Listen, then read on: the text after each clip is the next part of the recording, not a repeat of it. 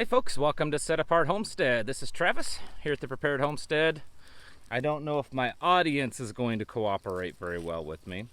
I may end up taking the camera off of the tripod here to move it around, but the video today will showcase the sheep, and I'll mostly talk about them, maybe show some pictures. But anyways, before I get started on that, I'm probably going to make another video on this subject, but I to briefly mention it, and it's something that I know I talk about all the time on here because of, well, all the stuff that's going on, pandemic mostly related, and just shortages and things that's happening, and we've talked about this in length for months now. But some of the repercussions of the pandemic and the shutdown and stuff are actually just now starting to happen. And I don't think a lot of people realize that. You know, I mentioned this way back when it first started happening. You know, people were talking about, you know, toilet paper shortages and all this kind of stuff that was going on. Those types of shortages was that initial rush. The initial rush to go in and buy up what they can. And most of the, maybe not toilet paper, but a lot of the foods and stuff that are more perishable type foods, there's usually not large stockpiles of them, that meaning that if you purchase a can of corn right now, you know, that can of corn most likely wasn't made, you know, years ago, because it's food. It doesn't, you know, stay fresh that long. I mean, some things do, I get it, but then there's other things that they can stockpile and fill warehouses full or big yards full of certain items. And those items, we kind of seem to have had a lot of it over the last few months. And then all of a sudden now we're starting to feel the shortages of it. And let me point out what I'm getting at here. For us, we have noticed, and I have spoken to the managers of the two local farm supply stores that are near us, that we go to regularly, and I've gotten to know the people. They are having a hard time getting things like fencing and the hardware to put up fencing. They're having a hard time getting things like chicken waterers, wood pellets for pellet stoves, things of that nature. They're having difficulty getting in. And I spoke to one of them. They said that basically the stuff that they've been selling up until recently is stuff that's just been sitting in different warehouses across the nation, and they have been being distributed to, you know, places like these farm supply stores. But they're not actually being manufactured, or the amount that's being manufactured has greatly slowed down because of import exports, because of you know, shutdowns in certain areas, warehouses, manufacturing shut down because of, you know, this pandemic that's going on. And so we're just now starting to kind of feel that in certain areas of the supply chain, because up until now it seemed like everything was fine, because the retail store at the end of that supply chain, the retail store, they're selling stuff that was manufactured, you know, last year or the year before, that's just been sitting in warehouses and being distributed, but nothing is being made on the front end of that supply chain at the manufacturer to resupply that. I know they were telling me at the one farm store that, for instance, the seeds, they sell bulk seeds for, you know, gardens and planting and stuff, and they have received no bulk seeds this year whatsoever. The bulk seeds that they sold this year were what was from last year, and that's all they had, because, well, they just didn't get any in. So the point to that is, and I'll expand on this maybe in another video because I'm dragging on about something that wasn't planned today, is that the supply chain is being damaged, and it is taking a hit, and we just aren't quite feeling it yet, or haven't felt it yet in a big way, but we are now. So folks, you need to be stocking up on stuff. And even though it seems like things are kind of opening back up, as long as you wear a mask, I think we're far from over. And I think that the closer we get to the election, the closer we get into next year, and all this other stuff that's going on, things are going to start getting kind of rough. So anyways, my point to this was just to kind of stock up and as much as you can on stuff. If you're planning on putting a fence up or putting up a barn or different things like that, you need to do it soon. Even lumber mills are having a hard time keeping up because so many of them have been shut down. All right, now I'm going to try to turn the camera and see if I can get a better shot of these critters. I'm out in the worst part of the field, and they will come up to me. They're just eating now. Anyways, these are our sheep, and I wanted to talk about them because although I'm not an expert, I've raised sheep several times before, and I really like this breed. And I think for a lot of you homesteaders and preppers that are maybe getting into homesteading, this is a good one to look at. And let me kind of elaborate on why. These are Shetland sheep. We bought these from a registered herd not too far from us. This couple, they raised them, they're registered, they're very well taken care of, handled a lot, and they gave us an incredible deal on them. So we picked up a few right now, and we're expanding our pasture to make it even bigger, and then when that's done, we'll probably double the size of the herd that we have. And I think they can be, I'm going to move this camera while I talk to get into the shade because the sun is setting and it's starting to create some glare. I think, sorry for the completely unprofessionalness of this, because as you all know, I'm such a professional at this. I believe that these guys could be one of the more perfect animals that's suitable for a homestead. And so let me get into some of the details and what makes them different than other sheep or just other farm animals. Sheep are becoming a more popular animal for your homestead because they don't need as much land.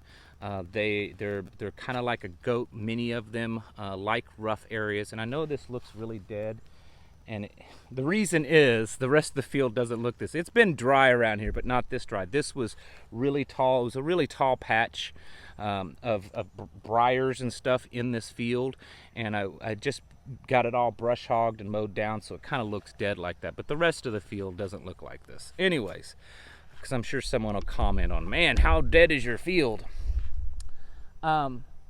These guys are a small breed. They're actually the smallest breed of sheep for North America.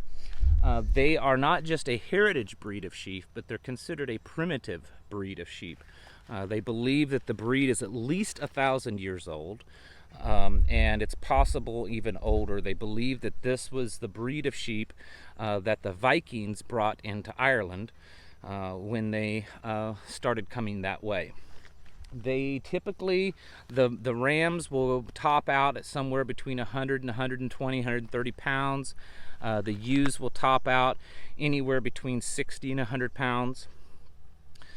They are extremely hardy. They're very pestilent and disease resistant.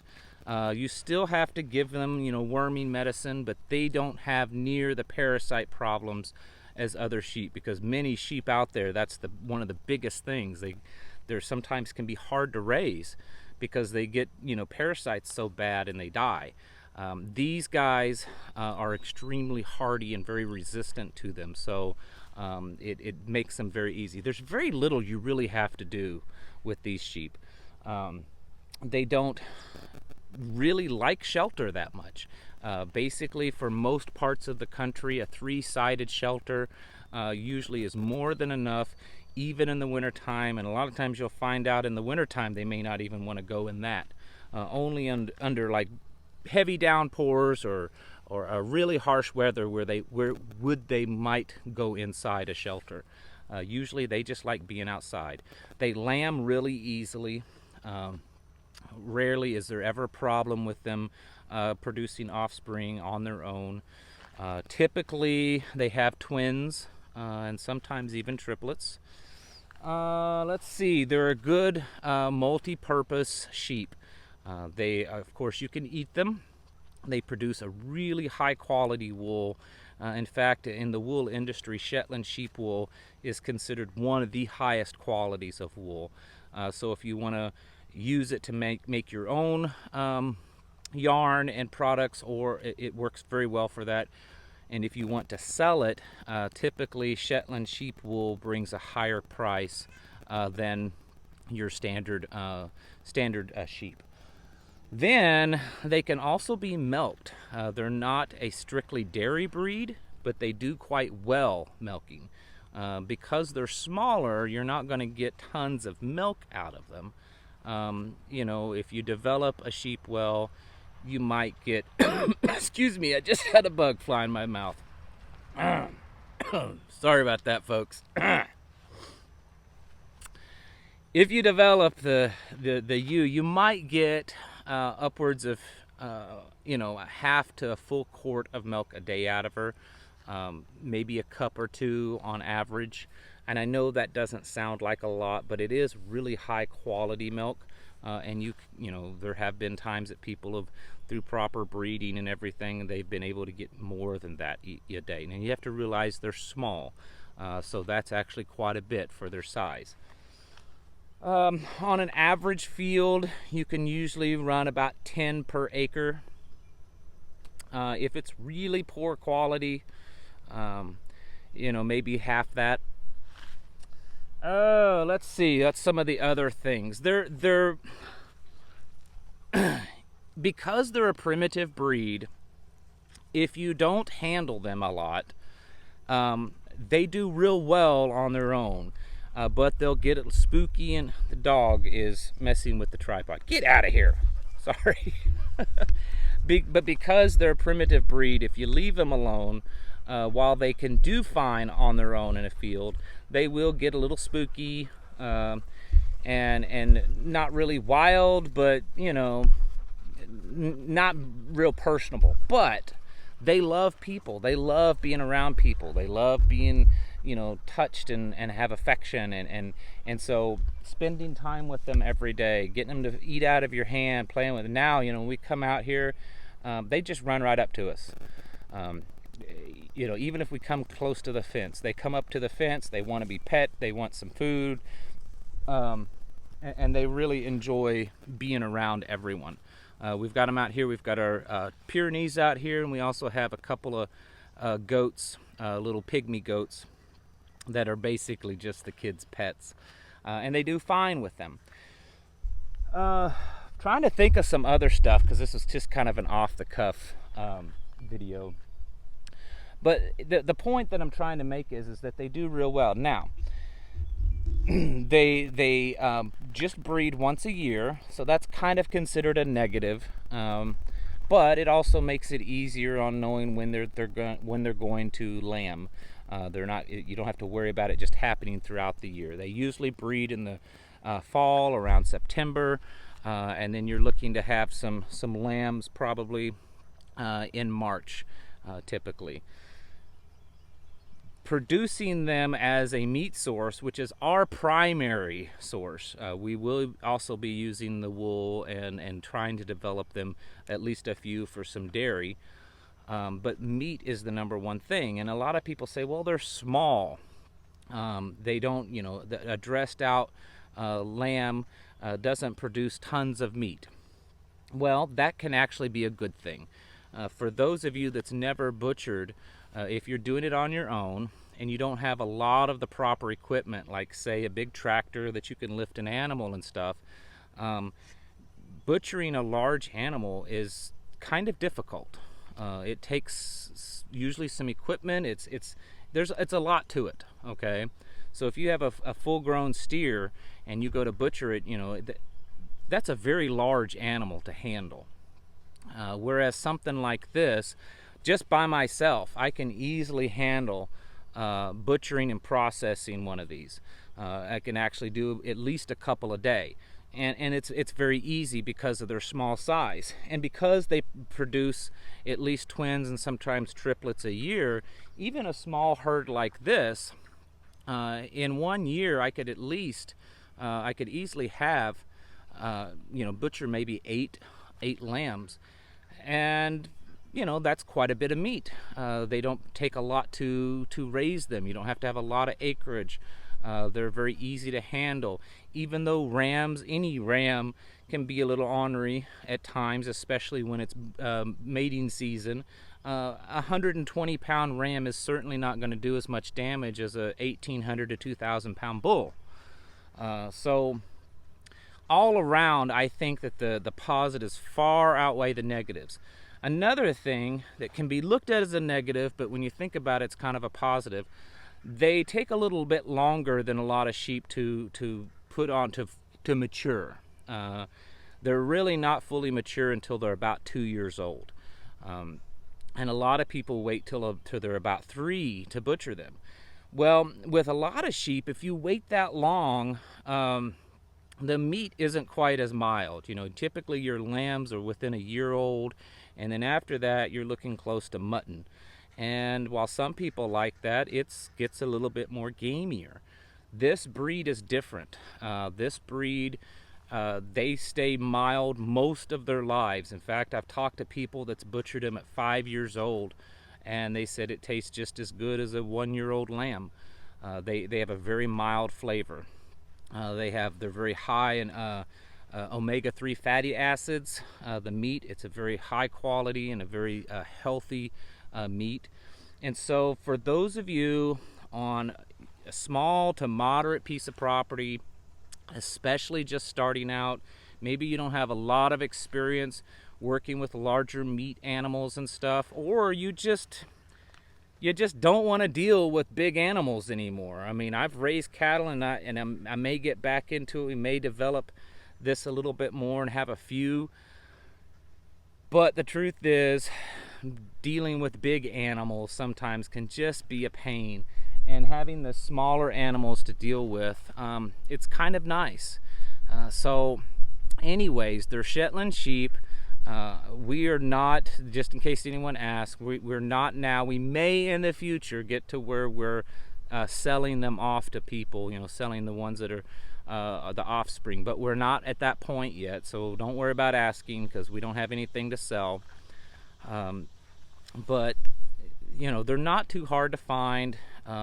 You can get the rams, a good breeding ram, $150, maybe $200 a piece, sometimes less. The ewes, depending on the age and the quality, it can be as low as $40 and up to $75 to maybe even $100 a piece. But I think that there's something that many of you folks out there that are homesteading and you're trying to become meat self-sufficient on your property, and then also look at ways to create fibers for clothing and stuff. Sheep is a good option, and I think this particular breed is probably one of the better ones. I get it, they're not as big, but that's actually a benefit. And the fact that they're extremely hardy. They're virtually the same sheep that were being raised 1,000 years ago, and these guys just kind of take care of themselves. You want to still have predator protection, and I think your livestock guardian dogs, your Pyrenees, your Akbash, your Anatolians, those are, in my opinion, are the best. And if you have good ones like that, and ours are good, you don't really have to ever worry about a predator messing with your sheep. And you want good fencing. Even though they're small, the rams are still going to pounce on the fence occasionally, because that's what sheep do. So you want to have good quality fencing. But honestly, these guys are really easy to handle, and because they're not 2 and 3 times this size, there's much less worry about them getting kind of out of hand. And they're, like I said, when it comes time to butchering, putting up a 120 pound animal is much easier than a 1,000, 1,500 pound animal. So all right, folks, if you have any questions, let me know. I'll try to answer them as best I can. I'm not an expert, but we are learning and experiencing raising these guys and gals, and it's been really fun. Thank you all for watching, and I'll catch you in the next video.